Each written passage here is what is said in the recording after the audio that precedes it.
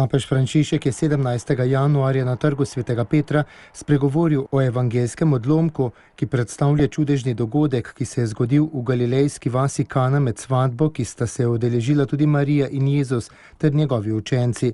Mati je sinu omenila, da je zmanjkalo vina in Jezus potem, ko je odgovoril, da še ni prišla njegova ura, je kljub vsemu sprejel njeno spodbudo in podaril mladoporočencema najboljše vino vsega slavja. Evangelist je še poudaril, da je to prvo od znamen, ki jih je Jezus storil in tako razodel svojo slavo in njegovi učenci so verovali vanj. S temi besedami je papež predstavil osnovno misel evangelskega odlomka druge nedelje med letom med opoldanskim nagovorom z okna apostolske palače na trgu Svetega Petra. Po besedah svetega očeta pripoved svatbe v Kani nas vabi odkriti, da se nam Jezus ne predstavlja kot sodnik, ki je takoj pripravljen obsoditi naše krivde, ali kot poveljnik, ki zahteva, da slepo izpolnjujemo njegove ukaze.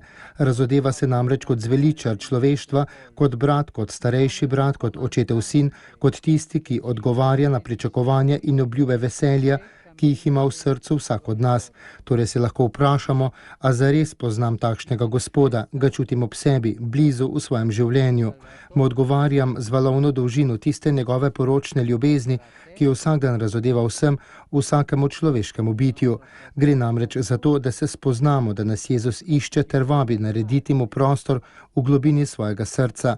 Na tej poti vere nismo prepuščeni sami sebi, v dar smo prejeli namreč Kristusovo kri. Prav ti zakramenti velikonočni skrivnosti pa nam po papeževih besedah omogočajo okušati brezmejno Božje usmiljenje.